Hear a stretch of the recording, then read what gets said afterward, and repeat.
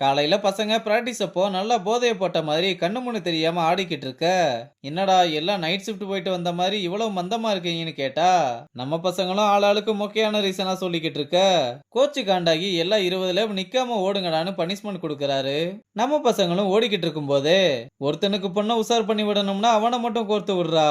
அதை விட்டுட்டு ஏன்டா இப்படி மொத்த டீமையும் இழுத்து விட்டேன்னு புலம்பிக்கிட்டே ஓடிக்கிட்டு இருக்காங்க. இங்க ரங்க கேர்ள்ஸ் கிட்ட நம்ம ஏற்கனவே பேசின மாதிரி பிராக்டிஸ் மேட்சை வச்சுதான் யார் யாருக்கு என்ன பொசிஷன் முடிவு பண்ண போறோம். இது எல்லாமே நம்ம கேமை நம்மளை அனலைஸ் பண்றதுக்கு தான் சொல்ல. அப்ப பத்மா வேகமா எந்திரிச்சு, நான் லாஸ்ட் 3 மேட்ச்ல 62, 78, 65ன்னு ஸ்கோர் பண்ணிருக்கேன். முன்ன விட என்னோட 2 ரேட்டுமே இம்ப்ரூவ் ஆகிருக்குன்னு சொல்றா. ரங்கனும் சரி இப்ப மத்தவங்கள பத்தி பார்க்கலாம்னு தங்கத்தோட கேம் ஸ்டெடியா இருந்தாலும் கேம்ல இம்ப்ரூவ்மெண்ட் இல்லாததுனால அதே பொசிஷன்ல கண்டினியூ பண்ண சொல்றான். அடுத்து தியோவோட ஸ்ட்ரைக் ரேட் ரொம்பவே டிராப் ஆயிருக்கு.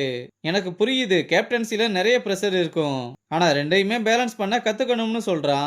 அப்புறம் பத்மா கிட்ட, உங்களோட பொசிஷன்ல நீங்க ரொம்பவே நல்லா விளையாண்டுருக்கீங்க, இருந்தாலும் மத்த பிளேயர்ஸுக்குமே வாய்ப்பு கொடுக்கணும், அதனால உங்க பொசிஷன்ல யார் ஆட போறாங்கன்றத இன்னும் டிசைட் பண்ணலன்னு சொல்ல, பத்மா இதனால ரொம்பவே அப்செட் ஆயிடுறா. அப்ப தியோ கேம்ல பின்னாடி போனதை நினைச்சு ரொம்பவே ஃபீல் பண்றா.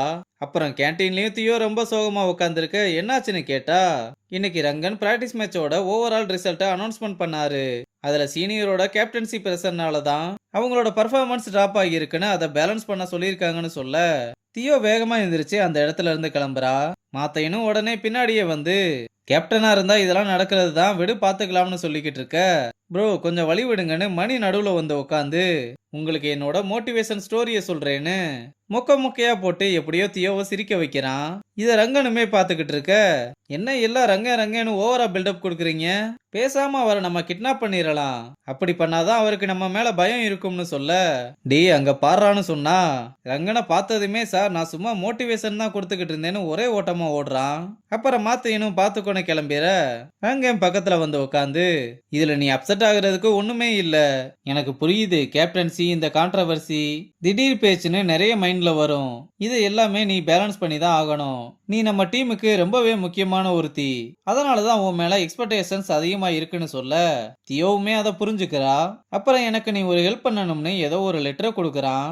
கொஞ்ச நேரம் கழிச்சு பசங்க கிட்ட எல்லாம் நான் ஒரு போஸ்ட் போட்டிருக்கேன், அதை லைக் பண்ணி ஷேர் பண்ணுங்கன்னு சொல்ல, அதை பார்த்ததுமே சிரிச்சுக்கிட்டே, என்ன சார் இத்தனை கும்பிடு போட்டிருக்கீங்க, எதுவும் டொனேஷன் கேட்க போறீங்களான்னு கேட்க, ஏ அதை விடுடி ஹேஷ்டேக்லாம் பார்த்தியான்னு ஓவரா கலாய்க்கிறாங்க. அப்புறம் அவனோட போனை புடுங்கி வள்ளிக்கு ஓவர் பில்டப்போட ஒரு போஸ்டர் போட, என்னம்மா இப்படி போட்டிருக்கீங்கன்னு கேட்டா, இப்படிலாம் போட்டாதான் சார் ஒர்க் அவுட் ஆகும், அதுவும் இல்லாம ஃபாலோவர்ஸ் 10 பேரு கூட இல்லையேன்னு ஓவரா அசிங்கப்படுத்துறாங்க. அப்ப தங்கம் ஒரு சூப்பர் ஐடியா இருக்குன்னு சொல்ல, அங்க கட் பண்ணா ருக்மணி கிட்ட வந்து ஒரு அக்கௌண்ட்டை கிரியேட் பண்ண சொல்லி கம்பல் பண்ண, அவளுமே சரின்னு மொபைலை கொடுத்து கிரியேட் பண்ண சொல்றா. பசங்களும் ப்ரொஃபைல் போட்டோ எப்படி வைக்கலாம்னு கேட்டா, எம்என்சியோட லோகோ வைக்கலாம்னு சொன்னா, அதெல்லாம் ஃபேக் அக்கௌண்ட் மாதிரி இருக்கும், உங்களோட அழகான முகத்தை காமிச்சாதானா ஃபாலோவர்ஸ் எல்லாம் நிறைய வருவாங்கன்னு ருக்மணியவே கலாய்க்க, ரங்கனும் இன்னைக்கு நீ செம்ம ஃபார்ம்ல இருக்க போலையேன்னு சொல்றான்.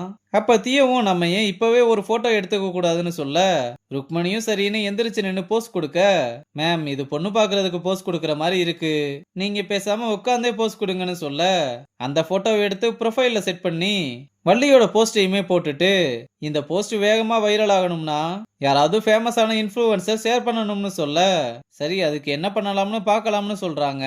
ஆனா அதுக்குள்ள ரங்க அவனோட ஃப்ரெண்ட்ஸ் கிட்ட எல்லாம் போனை போட்டு வள்ளிய பத்தி சொல்லி அந்த போஸ்டர் ஷேர் பண்ண சொல்றான். அப்ப துளசி கால் பண்ணி, நீ சோசியல் மீடியா மூலமா பண்ண ஸ்மார்ட்டான மூவால இப்ப வள்ளி அந்த ஸ்கீமுக்குள்ள கொண்டு வர நம்ம ஒரு சின்ன புஷ் கொடுத்தா போதும், ஆனா அதுக்கு முன்னாடி உன்கிட்ட சொல்லணும்னு தோணுச்சு, அதான் கால் பண்ணேன்னு சொல்ல, ரங்கனும் அதுக்கு பெருசா ரியாக்ட் பண்ணாம வெறும் மட்டும் சொல்றான்.